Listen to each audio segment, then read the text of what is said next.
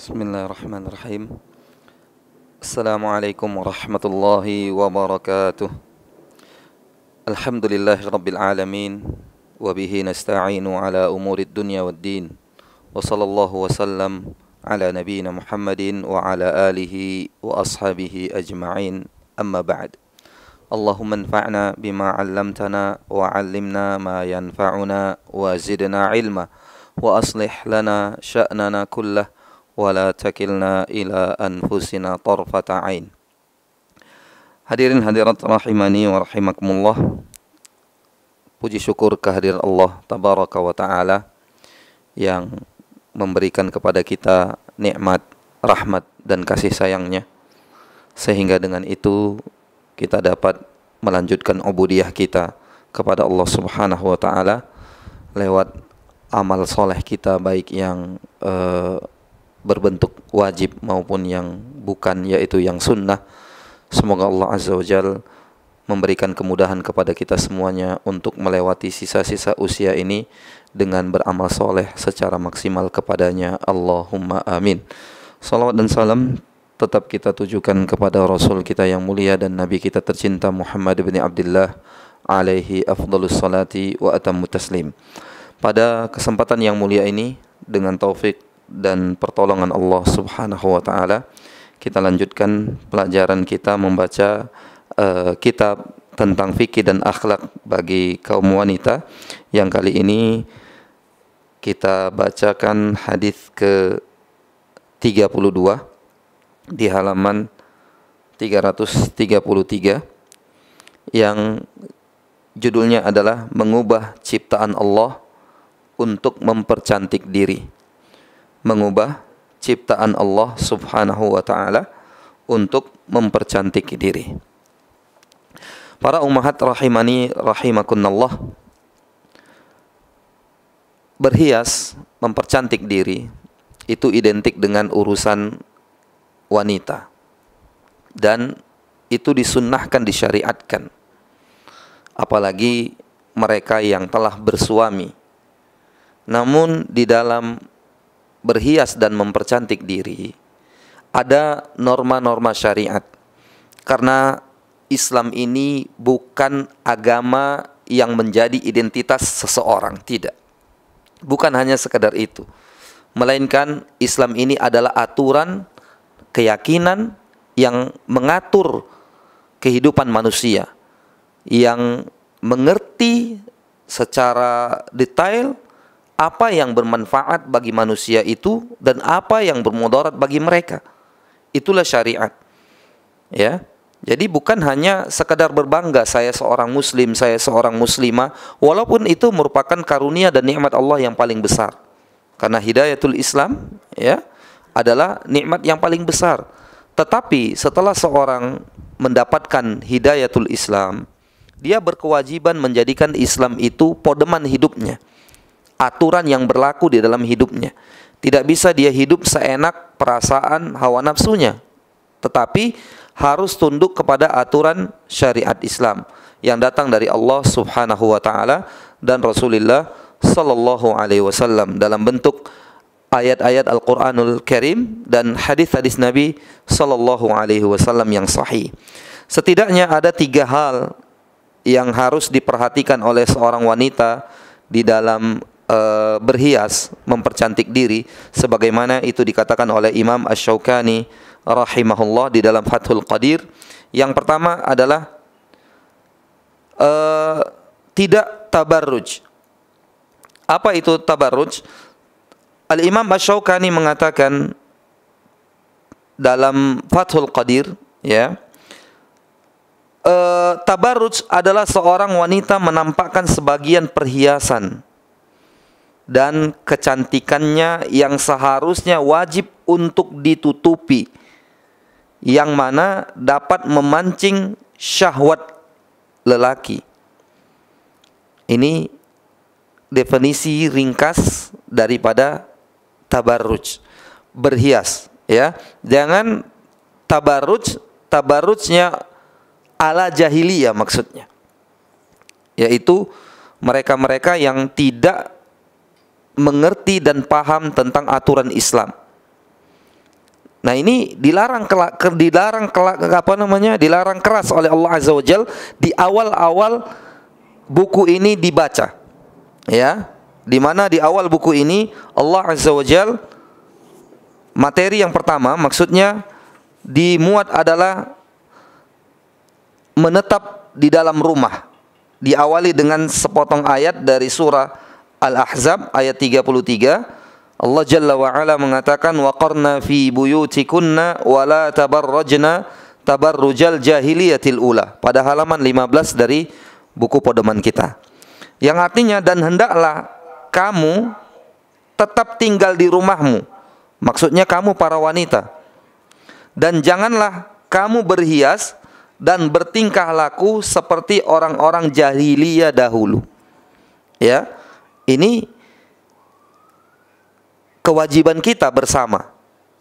Kewajiban seorang wanita muslimah untuk menyelisihi orang-orang jahiliyah di dalam mempercantik diri.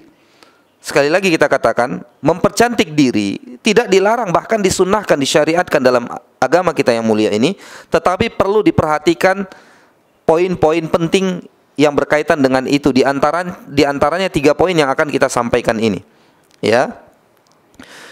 Yang pertama tadi, tabarruj ala jahiliyah, itu dilarang keras, bahkan haram hukumnya. Dan pengertian tabarruj seperti yang kita bawakan tadi dari Imam Asy-Syaukani, yaitu seorang wanita menampakkan sebagian perhiasannya dan kecantikannya yang harusnya wajib ditutupi. Yang mana itu dapat memancing syahwat laki-laki. Ya, betapa banyak hari ini wanita-wanita tidak peduli masalah-masalah seperti ini. Mereka menganggap itu adalah seni dalam hidup. Ya. Banyak kaum muslimat bahkan yang tidak peduli dengan hal-hal seperti ini. Menganggap ini bagian daripada seni yang hukum melakukannya mubah-mubah saja. Padahal Allah Azza wa Jalla telah melarang tadi di dalam ayat Al-Ahzab 33 tadi jelas sekali bahwa wala tabarrujna tabarrujal jahiliyatil ula. Jangan kalian bertabarruj, bersolek, berdandan seperti wanita-wanita jahiliyah yang tidak mempedulikan auratnya, perhiasannya tersingkap. Mereka tidak peduli sama sekali tentang hal itu. Ya. Yang kedua, memperhatikan masalah aurat. Ya, ini bentuk penjagaan Islam yang sempurna kepada para wanita. Disyariatkannya untuk para wanita untuk berhijab secara sempurna, yang membawa kemaslahatan kepada wanita itu, baik terlindung dari sengatan matahari, baik terlindung dari fitnah dan yang lain-lainnya, membawa kemaslahatan baginya dunia dan akhirat. Oleh karenanya, kembali kita katakan bahwa aturan Islam ini sangat mengerti apa-apa yang mendatangkan manfaat untuk kita dan apa-apa yang membahayakan untuk kita. Yang bermanfaat untuk kita diajarkan, dianjurkan, bahkan sebagiannya diwajibkan untuk diamalkan, untuk diambil. Yang berbahaya, sebagian dilarang keras dalam bentuk haram, sebagian makruh. Dan begitulah syariat Islam yang sangat membawa maslahat kepada kaum muslimin dan kaum muslimat. Perhatikan masalah aurat. Ya. Jangan serampangan dalam masalah ini. Rasul SAW mengatakan dalam sebuah hadis, al-mar'atul aurah, perempuan itu aurat. Wa idza kharajat istashrafaha asy-syaitan. Jika dia keluar rumah, maka syaitan akan membimbingnya, akan mengatakan kepadanya, ahlan wa sahlan, selamat datang, engkau telah keluar dari rumah, dan terus mengarahkan wanita itu ke jalan-jalan yang licin, membawa wanita itu tergelincir ke dalam kubangan dosa dan maksiat. Ya. Ini juga pesan para akhwat rahimani wa rahimakunallah kepada antunna semua, bahwa kalau tidak ada kebutuhan dan hajat yang mendesak serta darurat, jangan bermudah-mudahan untuk keluar dari rumah. Karena Nabi SAW telah mewanti-wanti tadi, seorang wanita itu aurat, dan ketika dia keluar dari rumah istashrafaha syaitan. Syaitan akan menjadi musyrif baginya, akan mengarahkannya ke jalan-jalan yang syaitan suka. Kita sama-sama mengerti tidak ada syaitan mengajak manusia ke dalam surga. Yang ada syaitan mengajak manusia ke dalam api neraka. Ya, jangan bermudah-mudahan di dalam urusan keluar rumah. Kalau tidak ada kebutuhan yang mendesak dan darurat, tahanlah diri untuk tetap di rumah, karena itu lebih selamat. Ya, di ayat Al-Ahzab tadi, surah Al-Ahzab ayat 33 tadi jelas sekali Allah Azza wa Jalla mengidhafahkan, menyandarkan rumah kepada wanita. Waqarna fi buyutikun, dan menetaplah kalian di rumah kalian. Ya, dalam sebuah bacaan yang lain disebutkan tenanglah kalian di rumah kalian. Penisbatan rumah kepada wanita, padahal notabene-nya yang memiliki rumah itu adalah suami. Tetapi dalam ayat ini disandarkan kepemilikan rumah kepada wanita. Ada 4 ayat di dalam Al-Quranul Karim penyandaran rumah kepada wanita. Ini membuktikan, kata para ulama, salah satunya adalah wanita memang tempatnya di rumah. Kalau wanita yang sering keluar rumah, berarti dia menyelisihi tempatnya, menyelisihi kodratnya sebagai wanita. Ya, nah, ini perlu diperhatikan ibu-ibu rahimani wa rahimakunallah. Yang ketiga, memperhatikan cara berhias yang dilarang.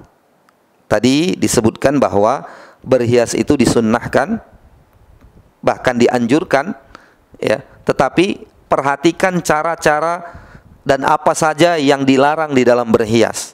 Dan pada kesempatan yang mulia ini kita akan membahas tentang sebagian hal yang dilarang di dalam berhias. Ya. Kita baca terlebih dahulu hadisnya. Hadis ke-32 halaman 333. Halaman 333.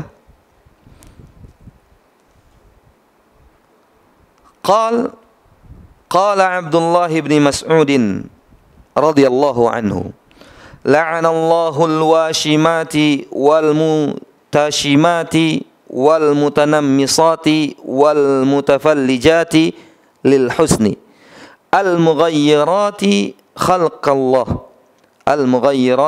khalqallah mali la'al'anu man la'ana an-nabiyyu sallallahu alaihi wasallam wa huwa fi kitabillah wa ma ataakumur rasulu fakhudhuhu wa ma nahakum anhu fantahu.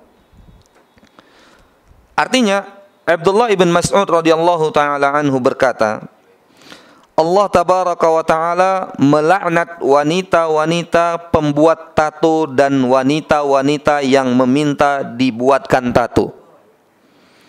Wanita-wanita yang meminta dihilangkan alisnya, serta wanita-wanita yang merenggangkan gigi demi kecantikan. Garis bawahi demi kecantikan. Berarti nanti ada yang akan kita bicarakan kalau tidak karena kecantikan, ya. Karena di sini disebutkan lil husn, karena alasan kecantikan. Kita lanjut. Yang mengubah ciptaan Allah Subhanahu wa taala, bagaimana aku tidak melaknat wanita-wanita yang telah dilaknat oleh Nabi Muhammad sallallahu alaihi wasallam. Selain itu, di dalam kitab suci Al-Quran, Allah Subhanahu wa ta'ala berfirman, yang artinya apa yang diberikan Rasul kepadamu maka terimalah. Lanjutan ayat ini, maka apa yang dilarang oleh Rasul jauhkanlah dirimu darinya. Hadis ini riwayat Imam Al-Bukhari, pada riwayat dan Muslim juga, ya. Di dalam riwayat Muslim ada tambahan, dan wanita-wanita yang mencukur rambut wajahnya. Ibu-ibu rahimani wa rahimakumullah, perhatikan baik-baik hadis yang sahih ini. Diriwayatkan oleh Imam Al-Bukhari dan Imam Muslim juga. Perhatikan baik-baik dari mulai perkataan Ibnu Mas'ud radhiyallahu taala an. Allah melaknat berarti yang dibicarakan ini adalah dosa besar. Karena pengertian dan definisi daripada dosa besar yaitu apa saja yang diancam oleh Allah Subhanahu wa taala dengan neraka atau dengan murkanya atau dengan laknatnya atau dengan azabnya. Maka di sini kita dapati perbuatan-perbuatan yang disebutkan di bawah tadi adalah terlaknat, dilaknat oleh Allah Azza wa Jal. Dengan demikian, ini perbuatan-perbuatan ini merupakan dosa besar. Jangan main-main, ya. Dosa besar. Ya. Yang pertama, mari kita lihat syarah hadisnya. Setelah disebutkan tadi terjemahannya, ya, maka kita lihat cara penjelasan hadisnya, syarah hadisnya pada halaman 334. Allah telah menciptakan makhluk sesuai dengan keinginannya. Dan ini hak Allah Azza wa Jalla. Hak mutlak Allah Tabaraka wa Ta'ala. Menciptakan makhluk sesuai dengan keinginannya. Diciptakan manusia, diciptakan jin, diciptakan binatang dengan beraneka ragam. Itu sesuai dengan bentuk mereka masing-masing. Dan tidak ada yang bisa menciptakan sesuatu makhluk atau apapun kecuali Allah Azza wa Jalla. Orang yang menciptakan mobil misalnya, mereka hanya mengumpulkan komponen-komponen yang sejatinya komponen itu tidak lain adalah ciptaan Allah Azza wa Jalla juga. Mereka hanya merakit, tidak menciptakan dalam konsep dari yang tidak ada menjadi ada. Karena itu hanya hak rububiyah Allah Azza wa Jalla sebagai sang khalik yang menciptakan segala sesuatu. Ya, termasuk menciptakan makhluk itu adalah hak Allah Subhanahu wa taala, hak rububiyah Allah Azza wa Jalla. Yang ini, ma'asyiral akhwat rahimani wa rahimakumullah, tidak diingkari oleh orang kafir jahiliyah terdahulu tentang rububiyah Allah Azza wa Jalla. Tentang Allah bisa menciptakan, mampu untuk mengatur alam semesta ini tidak diingkari oleh orang-orang jahiliyah. Ketika mereka ditanya, siapakah yang menciptakan langit dan bumi? Serentak mereka menjawab, Allah. Ya, mereka tidak ragu sama sekali tentang rububiyah Allah Azza wa Jalla, tentang wewenang Allah Subhanahu wa taala di dalam menciptakan, memberikan rezeki, memberikan kehidupan, yang mencabut nyawa, yang menjadikan kematian dan seterusnya. Mereka tidak ragu sama sekali. Tentang Allah yang menurunkan hujan, yang menghentikan hujan, tidak ragu sama sekali. Itu orang jahiliyah yang Islam belum datang kepada mereka, ilmu belum tersebar di kalangan mereka. Lalu bagaimana dengan seorang muslim, seorang muslimah yang ragu tentang kemampuan Allah Azza wa Jalla untuk menurunkan hujan, untuk menghentikan hujan? Ini sungguh sangat aneh. Di zaman yang sudah tersebarnya ilmu di mana-mana, ada orang yang keyakinannya lebih buruk daripada orang-orang jahiliyah. Hanya sekedar untuk urusan menurunkan atau menghentikan hujan, dia ragu Allah mampu atau tidak. Ini kan sungguh sangat aneh. Ya, ada apa dengan tauhid rububiyahnya?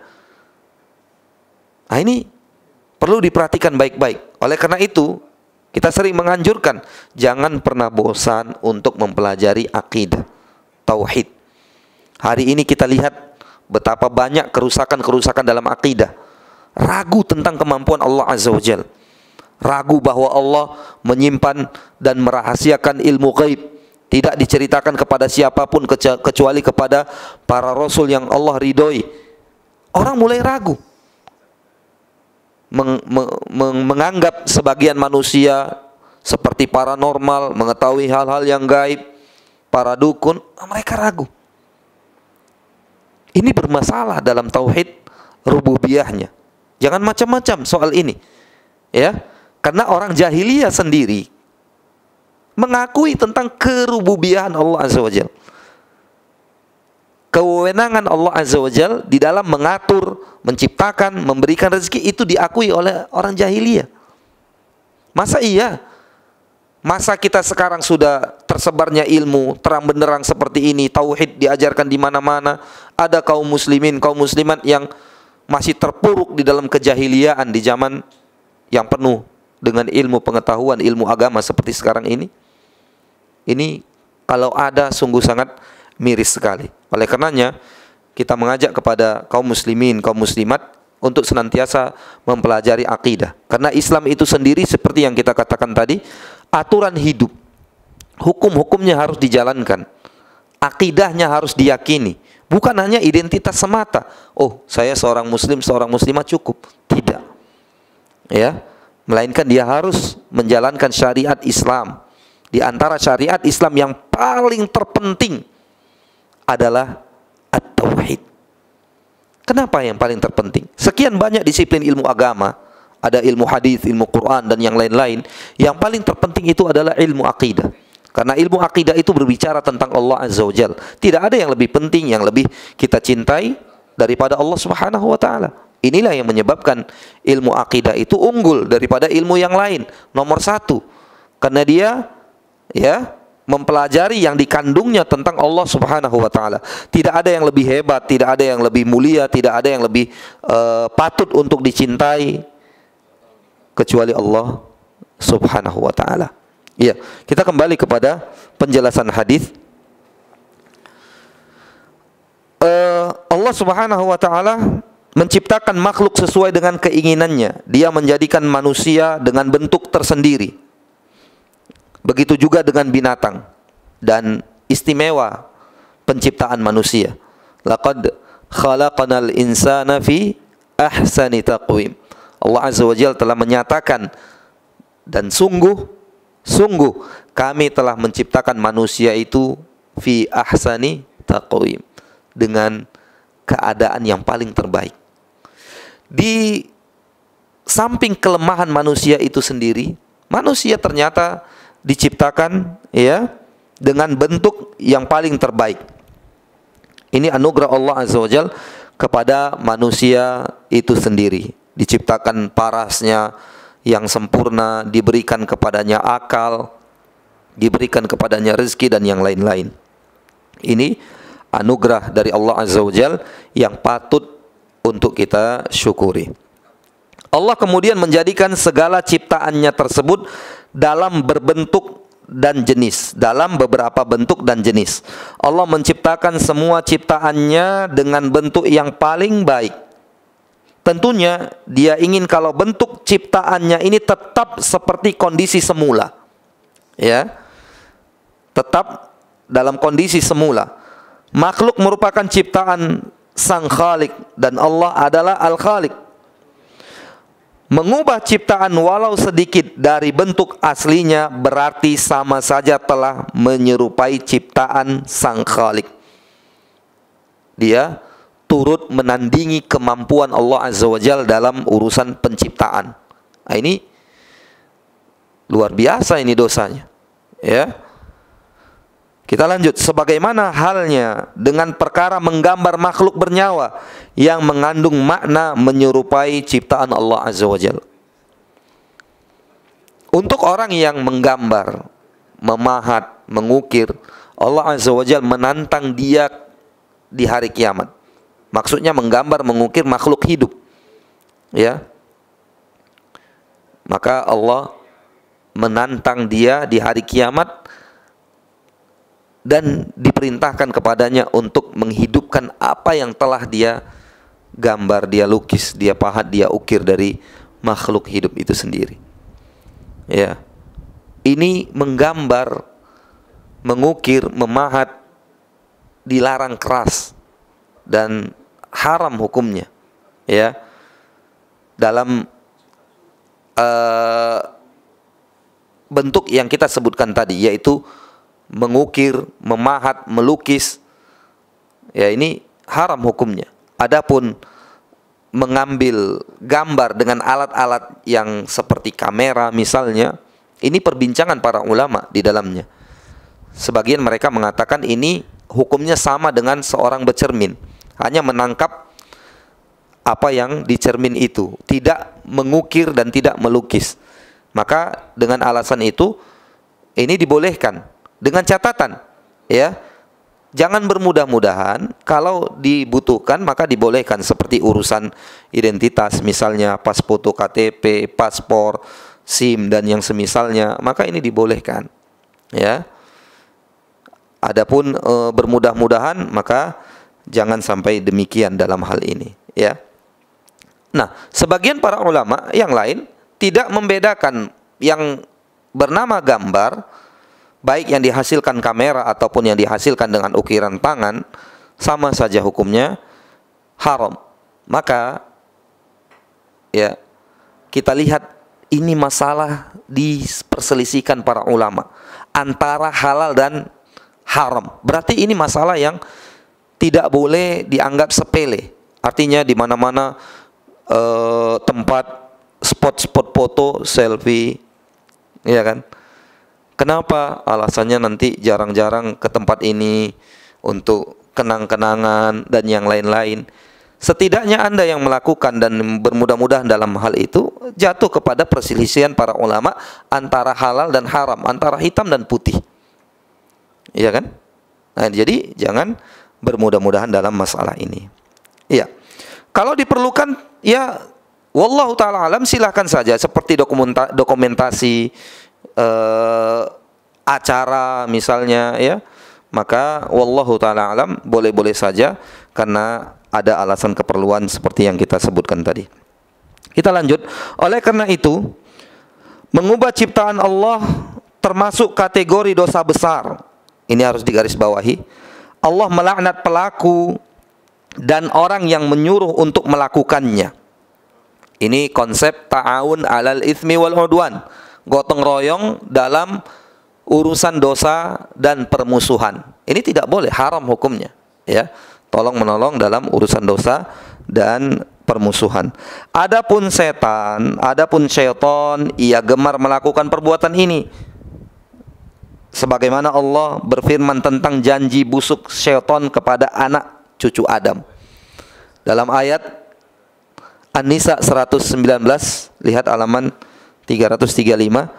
Wala amurannahum fala yughayyirunna khalqallah. Dan aku, kata syaitan, suruh mereka mengubah ciptaan Allah, lalu mereka manusia itu benar-benar mereka mengubahnya. Ya. Ini tuntunan syaitan, merubah-rubah ciptaan Allah Subhanahu wa taala dalam diri manusia. Kita lanjut untuk melihat hukum mengubah ciptaan Allah. Tadi sebenarnya kita telah singgung bahwa hukumnya adalah haram dan dosanya besar, dilaknat pelakunya oleh Allah Subhanahu wa taala, ya. Termasuk yang mengarahkan, yang melakukannya, subjeknya, objeknya dilaknat oleh Allah Azza wa Jalla dalam teks hadis tadi. Kita lihat kembali, Allah melaknat wanita-wanita pembuat tato dan wanita-wanita yang meminta dibuatkan tato. Ya. Mengubah ciptaan Allah Azza wa Jalla termasuk dosa besar. Karena Allah melaknat yang demikian. Sudah cukup untuk menunjukkan kalau perbuatan ini termasuk dosa besar. Sebab para ulama telah menyebutkan bahwa salah satu dari ciri dosa besar adalah bila pelakunya dilaknat. Ini yang kita sebutkan tadi dalam definisi dan pengertian dari dosa besar. Termasuk semua cara yang mengarah pada usaha perubahan, pada usaha merubah ciptaan Allah memiliki hukum yang sama. Baik itu dengan cara menghilangkan alis, membuat tato, merenggangkan gigi, maupun menyambung rambut.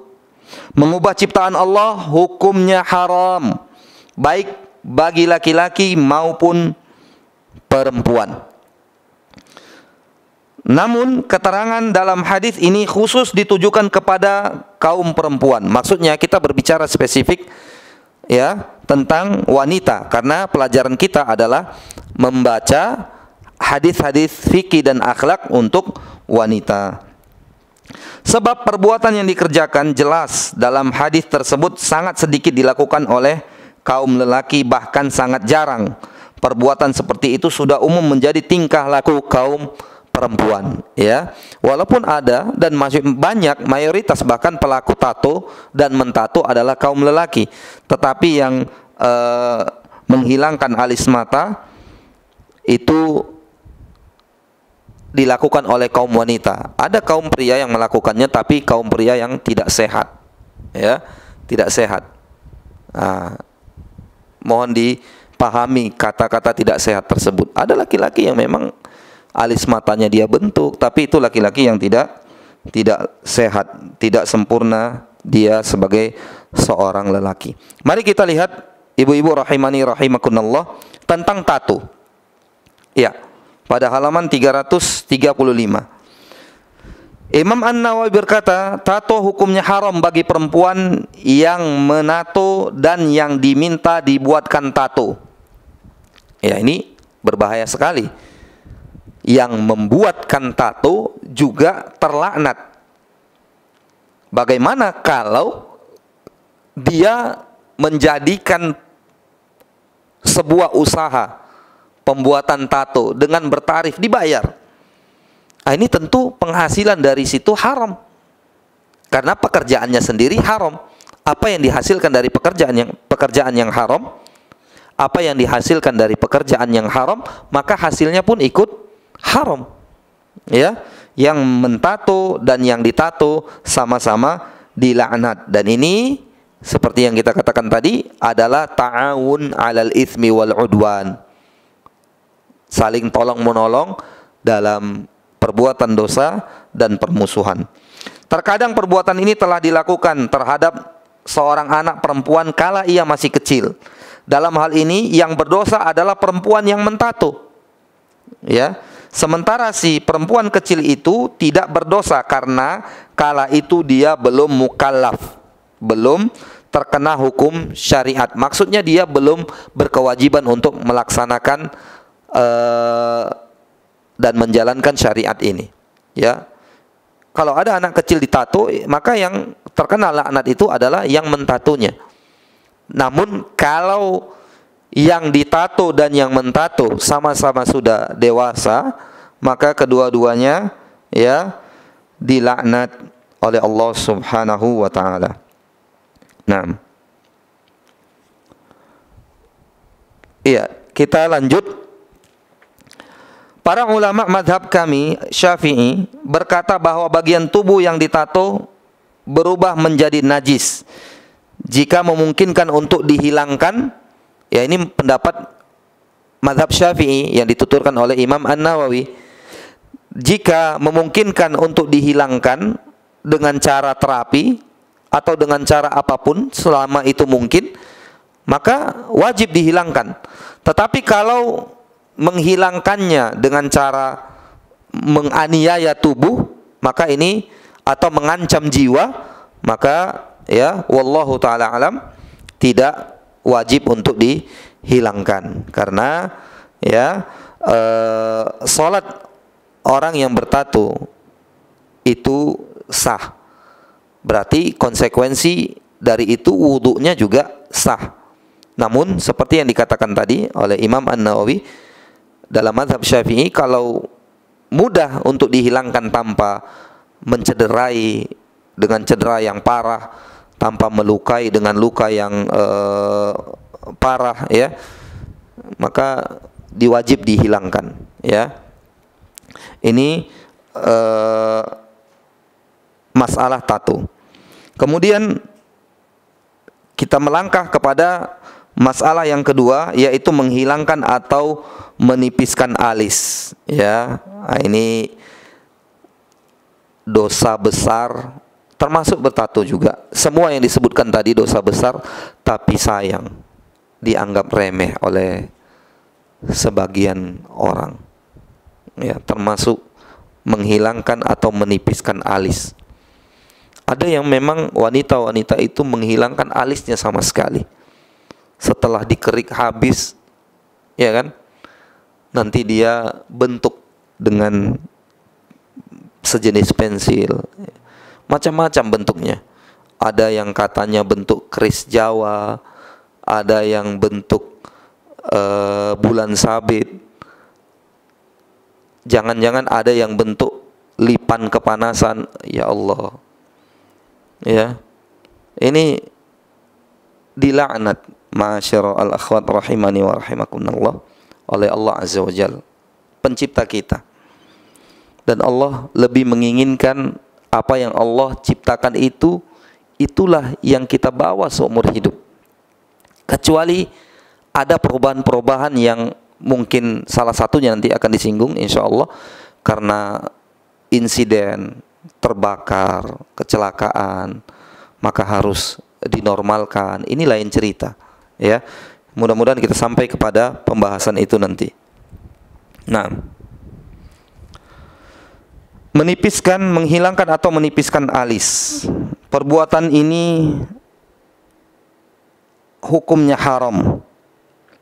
Imam An-Nawawi mengatakan dalam halaman 336, hukumnya haram kecuali jika ada janggut atau kumis yang tumbuh pada wajah perempuan, maka boleh dihilangkan menurut kami, kata Imam An-Nawawi.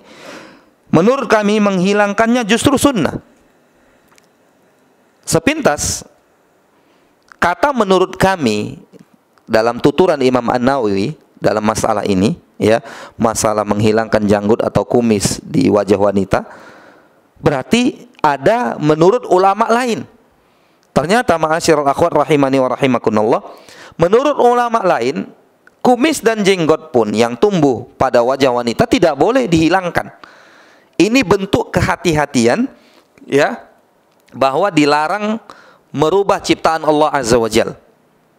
Namun dalam hal ini yang paling rojeh dan yang dipilih penulis adalah pendapat Imam An-Nawawi, ya, bahwa jenggot dan rambut, jenggot dan kumis serta rambut yang tumbuh di bawah bibir bawah itu namanya anfaqah, boleh untuk dihilangkan, ya, karena ini bukan merupakan bentuk aslinya wanita. Wanita yang normal kebanyakan tidak ada, ya, jenggot dan kumisnya. Kalau ada, maka itu kata Imam An-Nawawi rahimahullah boleh dihilangkan, bahkan menurut kami kata beliau justru menghilangkannya sunnah hukumnya, ya. Wallahu taala alam.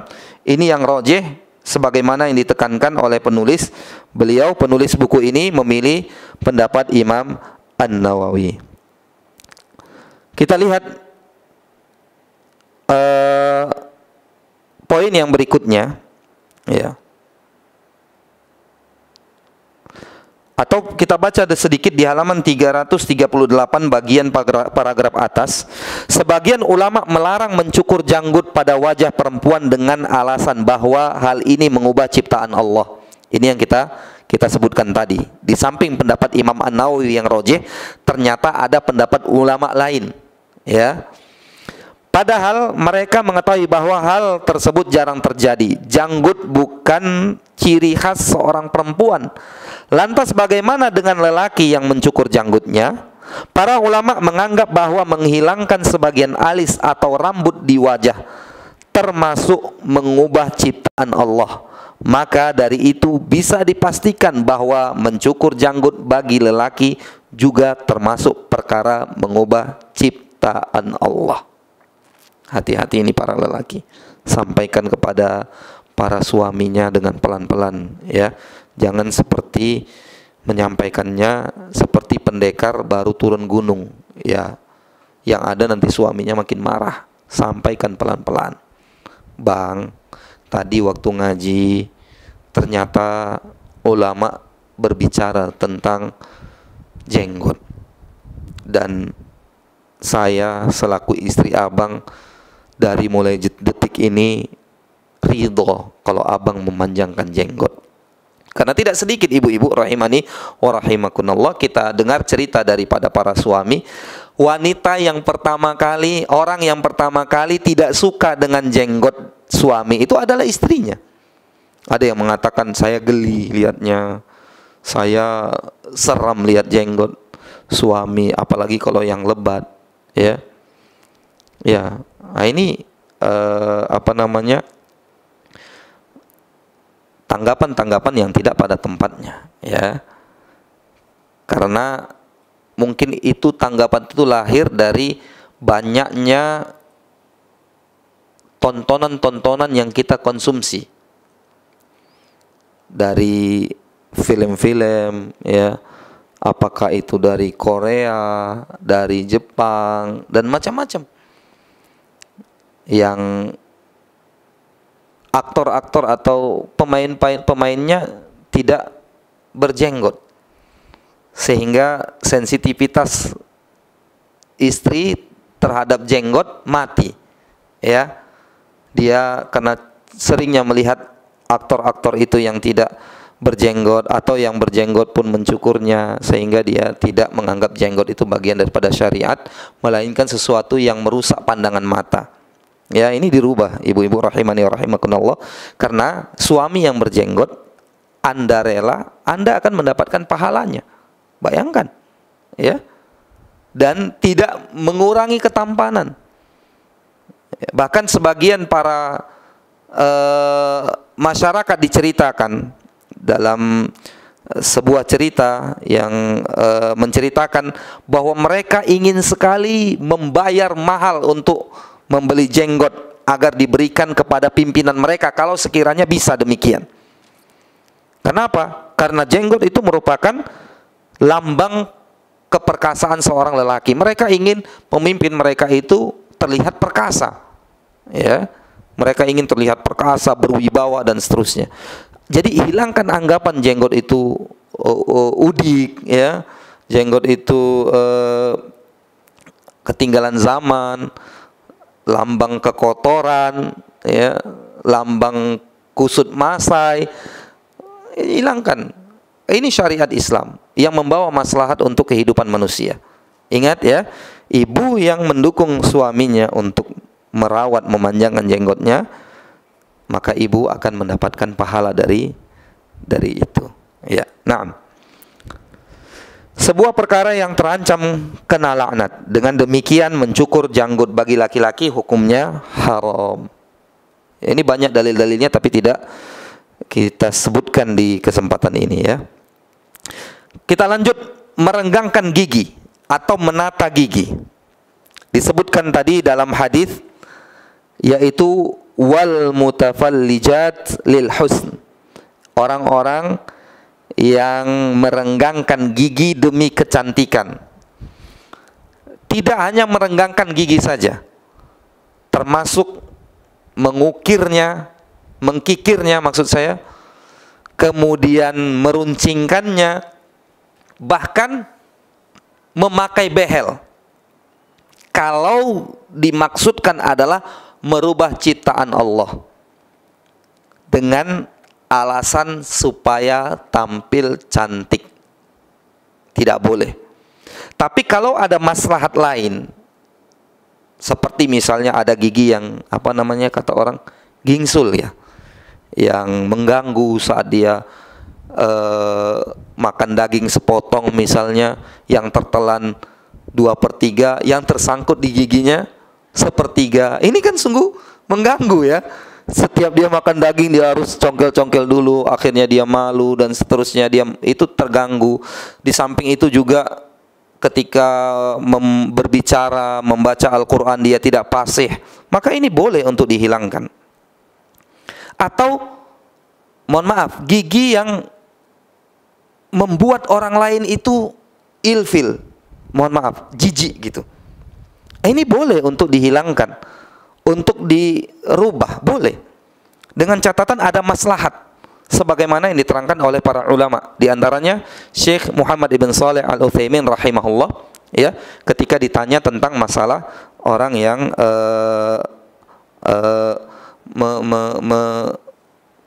merawat atau mengubah giginya, maka beliau merincikan kalau beliau rahimahullah merincikan kalau ada maslahat maka itu boleh.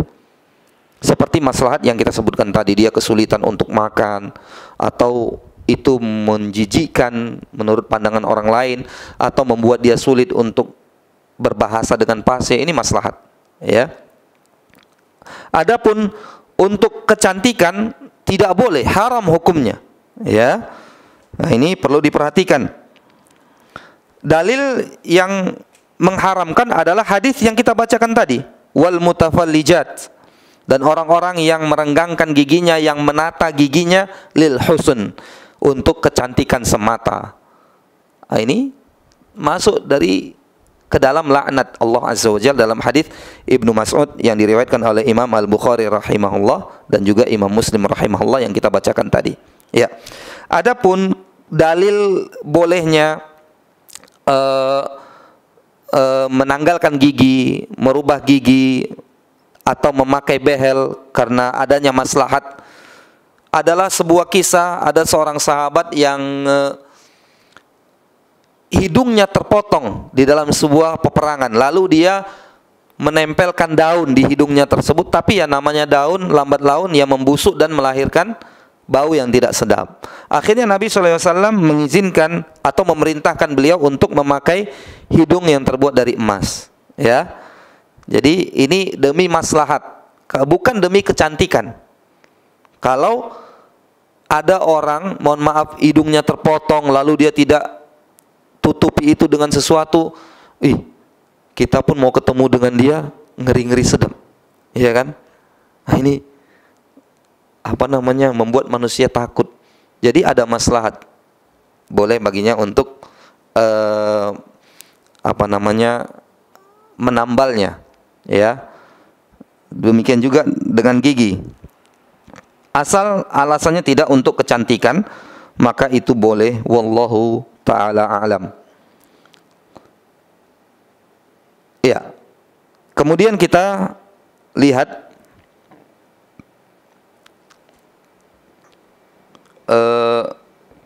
dalam masalah yang lain, seperti dalam halaman 339, ya. Kalau ada perempuan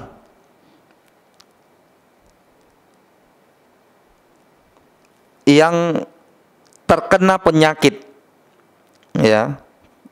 Kalau ada perempuan, nanti juga disebutkan di halaman yang berikutnya, yang terkena penyakit rambutnya rontok misalnya,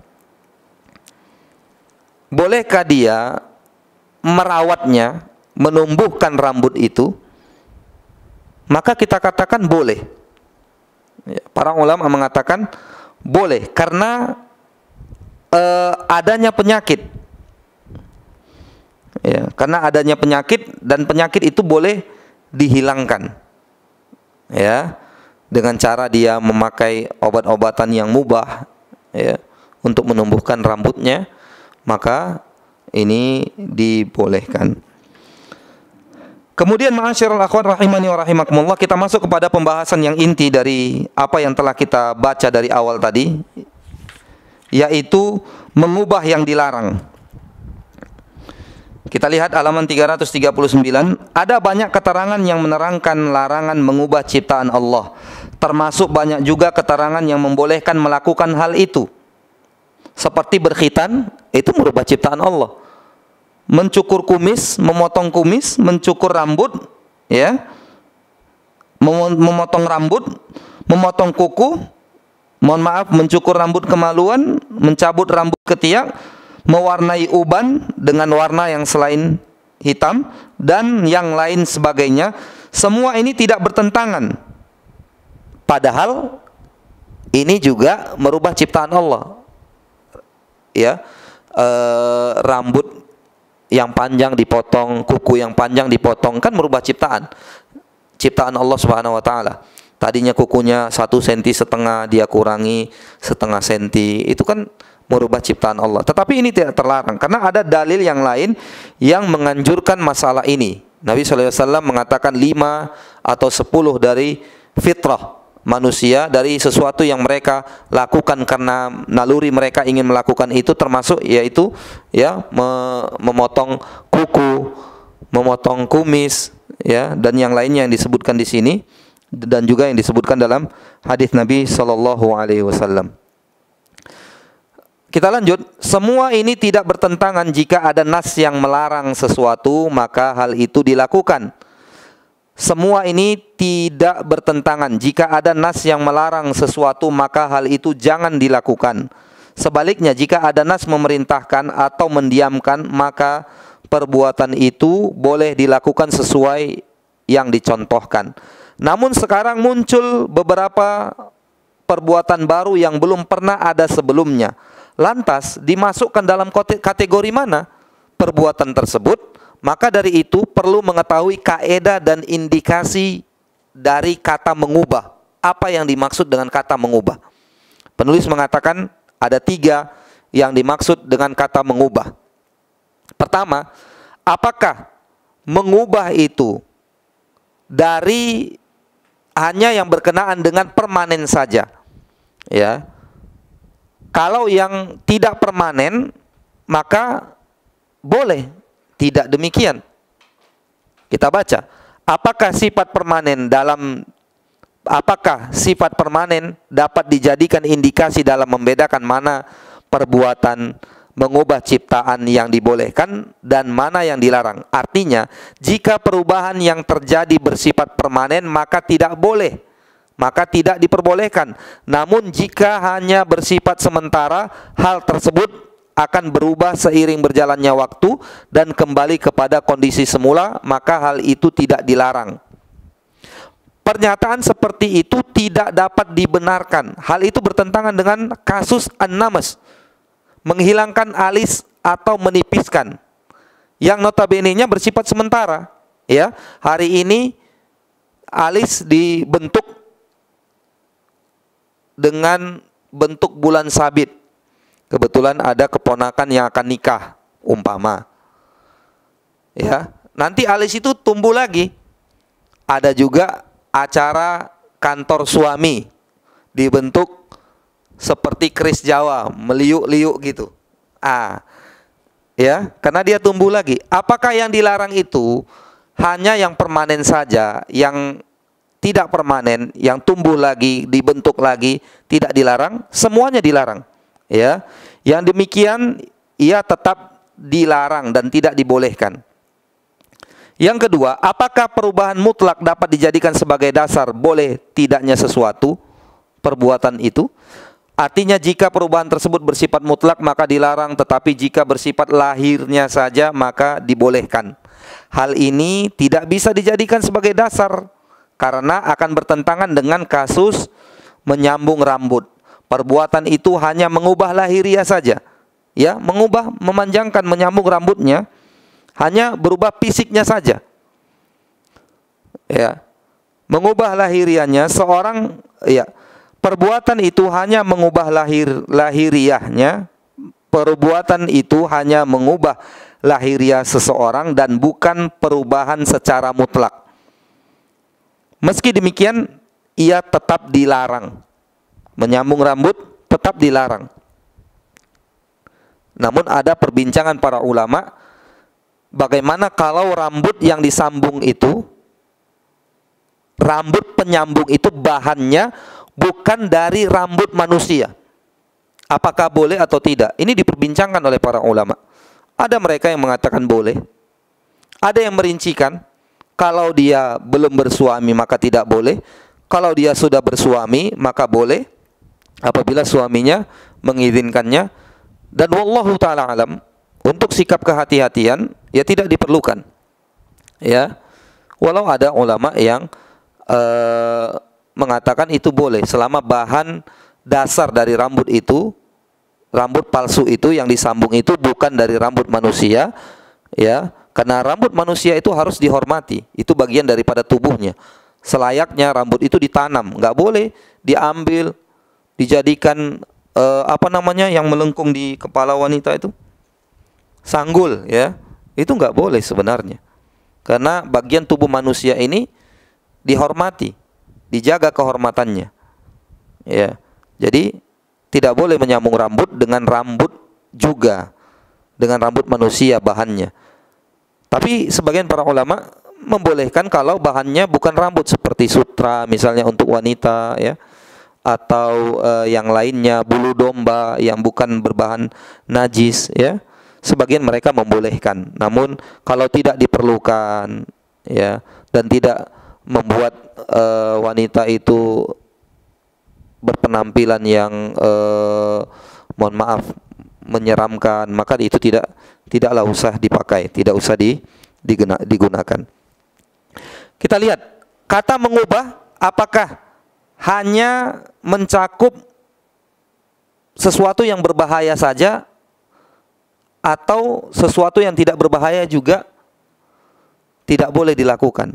Kita baca, apakah bahaya yang ditimbulkan dari perbuatan dapat dijadikan sebagai alasan boleh tidaknya suatu perbuatan? Artinya jika perubahan itu berbahaya maka dilarang, sedangkan jika tidak berbahaya maka dibolehkan. Pernyataan ini juga tidak tepat, ya, karena mengeri alis tadi tidak berbahaya. Lantas kalau tidak berbahaya boleh, kalau yang berbahaya saja yang tidak boleh, ya, tidak demikian, ya. Itu apa namanya, makna daripada kata mengubah. Ada rincian daripada penulis dan saya kira cukup yang kita bacakan tadi. Maka untuk menghemat waktu kita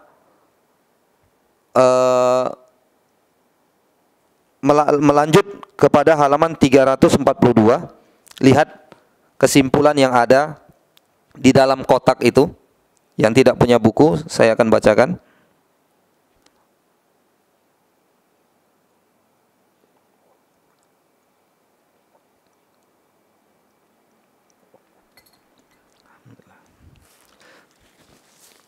Dari beberapa kaidah di atas kita dapat mengetahui beberapa hukum mengenai praktik perubahan di masyarakat. Misal, 1. Perubahan yang mencukur rambut, kemaluan termasuk kategori mengubah secara mutlak, tapi ada nas syar'i yang memerintahkannya. Maka hal tersebut tidak termasuk kategori mengubah yang dilarang. Termasuk juga tadi memotong kuku, ya. Justru ajib ada orang mempercantik diri dengan memanjangkan kuku. Ini menyelisihi fitrah, naluri suci manusia, ya. Karena kuku itu kata Nabi SAW bagian daripada fitrah. Keinginan manusia memang memotong kuku. Ada orang yang tidak ingin memotong kukunya, berarti dia menyelisihi kodratnya sebagai manusia biasa, ya. Ana juga nggak habis pikir di mana letak keindahannya itu kuku yang panjang dan bagaimana dia beristinja, ya. Cukup horor ini kalau dibayang-bayangkan. Kukunya panjang 1 senti di tangan, di jari kanan dan juga jari kiri. Ini orang istinjanya seperti apa gitu loh, ya. Nah, ini mohon diperhatikan para ummahat yang masih memanjangkan kuku. Bismillah, potonglah, itu ibadah kepada Allah Azza wa Jalla dan sesuai dengan kodrat serta fitrahnya manusia yang normal, ya. Yang kedua, seseorang yang menggunakan lensa kontak untuk mempercantik dan memperindah diri akan masuk dalam kategori mengubah secara lahiriah, padahal ia termasuk perubahan yang mutlak. Sebab orang yang melihatnya tidak mengetahuinya, maka dari itu hukumnya dilarang sama seperti menyambung rambut. Karena ada unsur mengelabui orang lain, ya. Orang kira rambutnya 1 jengkal atau rambutnya 3 jengkal, ternyata yang palsu 2 jengkal, yang asli sejengkal. Jadi terkelabui. Manusia tertipu. Demikian juga lensa kontak, kata penulis, ya, tidak boleh, dilarang. Kemudian operasi plastik yang mengubah jenis kelamin seorang dari lelaki menjadi perempuan atau sebaliknya. Perbuatan ini termasuk dalam kategori mengubah secara mutlak. Bentuk perubahan seperti ini dilarang, haram hukumnya. Ya. Dan ini tidak patut untuk diamalkan, ditirukan, atau mengidolakan orang yang mengamalkannya. Nah ini perhatikan baik-baik. Masa iya kita seorang muslim, seorang muslimah yang menjalankan aturan Islam, kita respect dengan orang-orang yang merubah kelamin mereka dari yang perempuan ke laki-laki, atau sebaliknya dari laki-laki ke perempuan, bahkan menokohkannya, ya, ketawa-ketawa, senyum-senyum ketika dia muncul misalnya di tengah-tengah kita, di layar kaca, kita tidak ada perasaan geli, tidak ada perasaan benci, tidak ada perasaan tidak suka sama sekali. Ini cukup aneh juga, ya, karena itu sebuah kemungkaran yang haram hukumnya untuk dikerjakan, ya. Kemudian mengupas kulit wajah, ini ada panjang sekali, sekitar 2,5 lembar, yang intinya tidak dibolehkan, ya, mengupas kulit wajah tidak dibolehkan. Nanti ibu-ibu bisa baca sendiri, intinya tidak dibolehkan, wallahu taala alam. Kita lanjut kepada operasi kecantikan, ya. Operasi kecantikan, seperti yang kita katakan di awal bahwa wanita identik dengan yang namanya kecantikan dan perhiasan, dan itu tidak menyalahi syariat kalau diletakkan pada tempat yang semestinya, ya. Sebagaimana Allah Subhanahu wa taala adalah zat, innallaha jamilun yuhibbul jamal. Allah itu zat yang maha indah dan menyukai keindahan.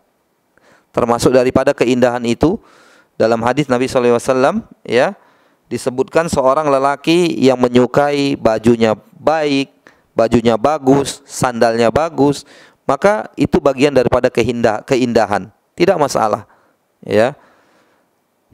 Kaum muslimin, kaum muslimat diperintahkan untuk punya sifat zuhud. Sifat zuhud bukan berarti mereka harus berpenampilan kusut masai, ya, dan kumuh. Tidak. Boleh bagi mereka memakai pakaian yang bagus, bagus dalam tanda kurung, tidak mesti mahal, ya. Indah tidak mesti mahal, iya kan? Nah, tidak harus kusut masai, berpenampilan layaknya orang yang tidak punya, padahal dia punya. Bahkan Allah Azza wa Jalla mencintai seorang hamba yang diberi nikmat, lalu dia menampakkan nikmat Allah Subhanahu wa taala itu dalam dirinya. Kalau dia orang yang uangnya banyak, maka pakaiannya sesuai dengan keuangannya, ya. Jangan dia dengan alasan zuhud berpenampilan kusut masai, enggak boleh seperti itu. Atau ada orang yang keuangannya minim tapi memaksakan diri berpenampilan maksimal, dalam tanda petik semuanya harus serba mahal dan mewah. Ini juga tidak boleh, memaksakan diri namanya, ya. Operasi kecantikan, kata penulis, ada 2 kondisi. Yang pertama, bagian tubuh yang dimaksud memang diciptakan dalam kondisi tidak normal.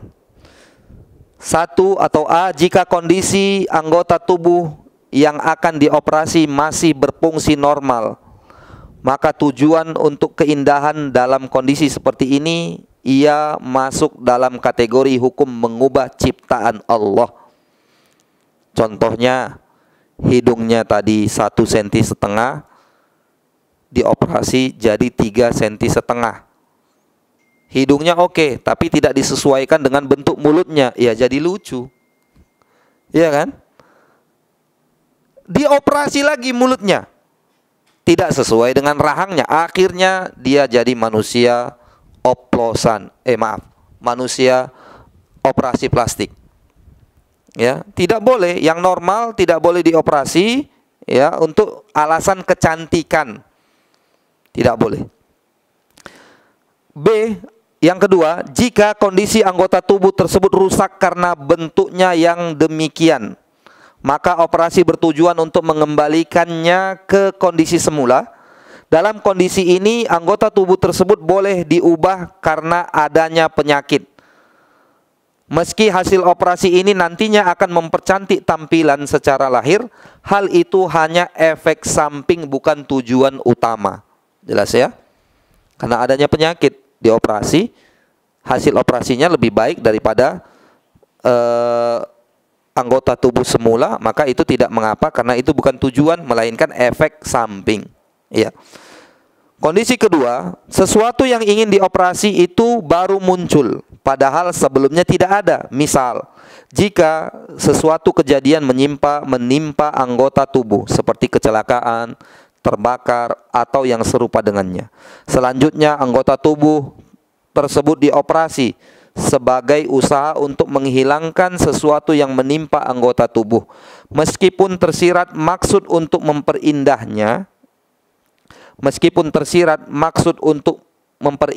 juga, maka tindakan tersebut tidak termasuk dalam kategori mengubah ciptaan Allah yang dilarang. Wallahu ta'ala a'lam. Ya, karena adanya kecelakaan, ya, adanya insiden sehingga harus dioperasi, maka ini tidak mengapa. Walau dia nanti hasil operasi itu lebih baik daripada bentuk semula sebelum terjadi insiden. Wallahu taala alam. Ada kandungan hadis disebutkan di sini 11, ya. Maka kita bacakan sebagiannya saja sehingga waktu yang tersisa dapat kita gunakan untuk menjawab pertanyaan ibu-ibu yang ingin bertanya. Ya. Kandungan hadis pada halaman 347. Pertama, haramnya tato, menghilangkan rambut di wajah dan yang lainnya sebagai bentuk sebagaimana disebutkan dalam hadis. Haramnya tato, menghilangkan rambut di wajah dan yang lainnya sebagaimana disebutkan dalam hadis. Maksudnya rambut di wajah tadi adalah yang kita baca, yaitu seperti alis mata, mengeriknya, mencabutnya, membentuknya, ya. Adapun jenggot dan kumis serta anfaqah, rambut yang tumbuh di bawah bibir bawah, menurut pendapat Imam An-Nawawi rahimahullah dan juga yang dirojehkan penulis, itu boleh untuk dihilangkan oleh seorang wanita. Nah, kemudian kita bacakan faedah yang berikutnya, karena faedah yang nomor 2, 3, dan 4 sudah kita sebutkan secara penjelasan tadi di dalam penjelasan hadis dan juga penjelasan masalah-masalah. Seorang muslim tidak boleh melakukan perbuatan yang diharamkan, baik dilakukan sendiri maupun dengan bantuan orang lain. Ya, tidak boleh. Kemudian harta yang dihasilkan oleh perempuan yang menghilangkan rambut di wajah, pembuat tato yang merenggangkan gigi, merenggangkan termasuk tadi mengikirnya, meruncingkannya dan yang semisalnya, ya. Dan yang disebutkan dalam hadis ini statusnya haram. Kita ulangi, harta yang dihasilkan oleh perempuan yang menghilangkan rambut di wajah, pembuat tato yang merenggangkan gigi, dan yang disebutkan dalam hadis ini statusnya haram. Sebab mereka semua dilaknat karena perbuatan tersebut.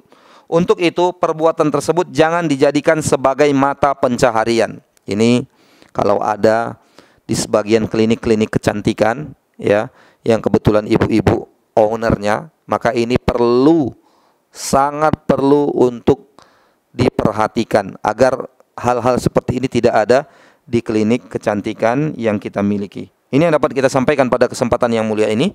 Sisa waktu yang ada kita gunakan untuk menjawab pertanyaan jika ada yang ingin bertanya. Wallahu ta'ala a'lam. Masya Allah, ini banyak sekali pertanyaannya. Mudah-mudahan kita baca saja sebagiannya. Bagaimana hukumnya memasang gigi palsu yang permanen dengan tujuan kesehatan bukan kecantikan? Ini sudah kita jelaskan tadi, ya. Dengan tujuan seperti tadi dia ingin mengunyah misalnya, ya, atau ingin melafadzkan huruf dalam membaca atau dalam berkata supaya lebih fasih, maka ini tidak mengapa selama bukan untuk kecantikan, tetapi lebih kepada untuk kebutuhan yang darurat. Wallahu taala alam.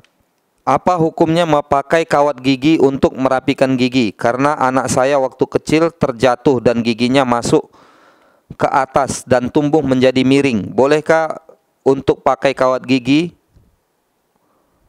agar lurus kembali? Ini juga sudah kita jelaskan. Kalau untuk kecantikan tidak boleh, tapi untuk kebutuhan jangan dibuat-buat ya. Kebutuhan yang mendesak, dengan catatan tadi dia tersusahkan dengan keadaan giginya, maka boleh. Wallahu taala alam.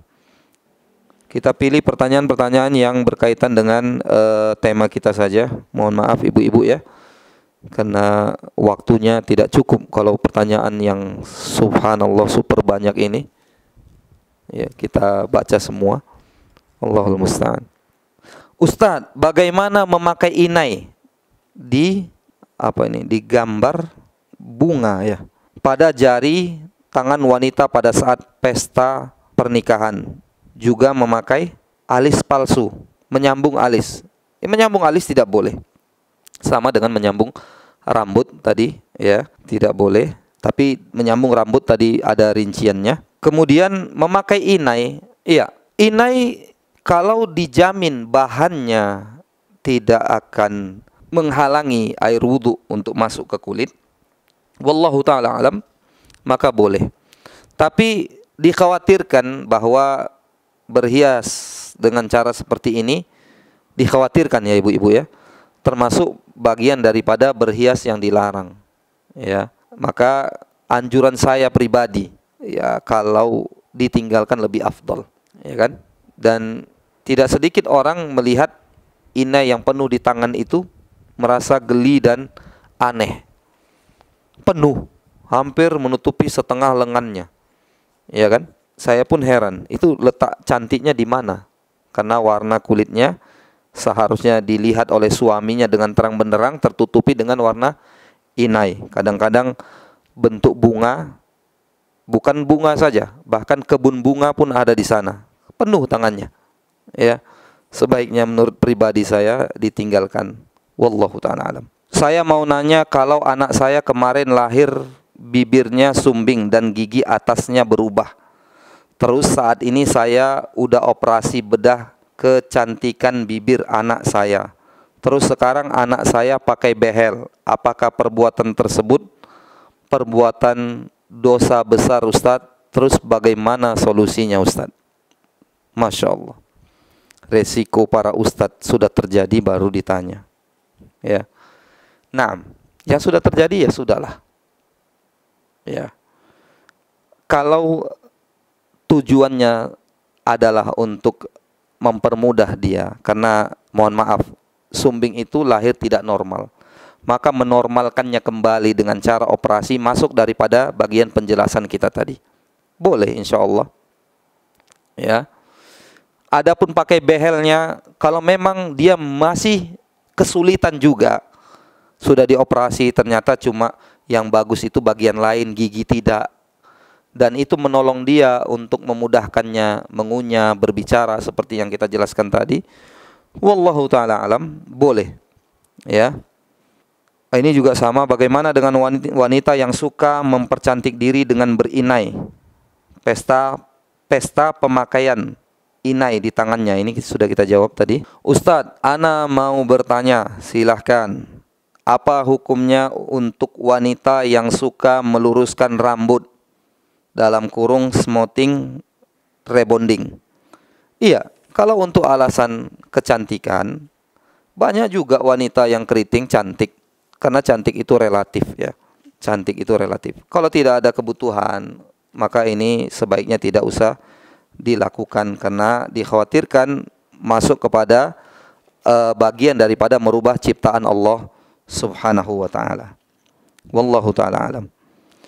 Assalamualaikum Ustadz. Waalaikumsalam warahmatullahi wabarakatuh. Ana mau bertanya, jadi ketika masih beragama non-muslim, ana meminta ditato, tapi setelah ana masuk Islam, ana takut Ustadz, tato ana itu masih ada sampai sekarang. Gimana tuh Ustadz? Diterima nggak sholat ana? Dan untuk saat ini ana belum bisa menghapusnya, dikarenakan ana tidak mempunyai dana menghilangkannya. Tadi kita sudah sebutkan ya, kalau menghapus tato itu tidak mencederai, tidak berbahaya, tidak menimbulkan cacat, maka wajib untuk dihilangkan. Kalau tidak, kalau ternyata menimbulkan efek cacat, rusaknya tubuh dan yang lain-lainnya, maka tidak mengapa. Ya, tidak mengapa, biarkan saja, salatnya sah menurut pendapat para ulama, ya, salatnya sah, demikian juga wudunya sah. Wallahu taala alam. Assalamualaikum Ustaz. Waalaikumsalam warahmatullah. Bagaimana hukum memajang foto keluarga di dalam rumah? Tidak usah dipajang ya, karena malaikat tidak akan masuk ke rumah yang ada di sana gambar, mohon maaf, dan juga ada anjing, ya. Wallahu taala alam. Sebagaimana itu tertera dalam hadis Nabi SAW. Ustadz mau tanya, gimana kalau pasang kawat gigi yang mana giginya kurang rapi? Ini sudah kita bahas juga. Wallahu taala alam. Jika mewarnai rambut dibolehkan, mewarnai rambut selain yang warna hitam untuk keperluan mereka yang beruban misalnya, ya, dibolehkan. Nabi SAW memerintahkan kepada seorang sahabat yang rambutnya putih, kalau tidak salah namanya Abu Kuhafa. Kemudian beliau berpesan, wajan nibus sawad, hindarkan warna hitam. Pertanyaan berikutnya, bagaimana dengan warna kulit? Dari gelap jadi terang, habis gelap terbitlah terang. Itu tambahan dari saya ya. Penulis hanya mengatakan warna kulit dari gelap jadi terang atau sebaliknya. Ada emang orang dari terang mau gelap? Ada ya, mungkin. Iya, kita jawab dulu. Bagaimana dengan warna kulit? Dari gelap jadi terang atau sebaliknya? Merubah. Naam. Kalau mewarnai rambut tadi sudah kita rincikan. Bagaimana pula dengan kulit? Ya, kalau kita ridho dengan warna kulit kita seperti itu lebih baik.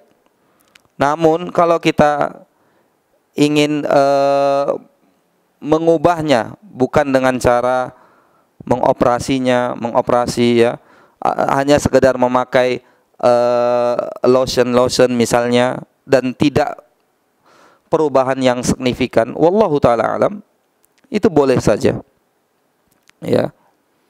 Wallahu taala alam, selama perubahan itu tidak perubahan yang signifikan. Namun yang paling afdol ya, membiarkan warna kulit seperti itu, kecuali perubahan memang warga setempat mereka berkulit gelap lalu dia mengubahnya menjadi berkulit terang. Ini enggak boleh ya, wallahu taala alam, karena merubah dari bentuk asal. Adapun kalau kita masyarakat kita misalnya berkulit kuning langsat, tapi kita tiba-tiba karena banyaknya aktivitas dan tingginya jam keluar rumah, kulit kita menjadi berubah menjadi gelap, kita ingin mengembalikannya ke asalnya ya dengan memakai lotion sebatas itu saja. Wallahu taala alam, boleh.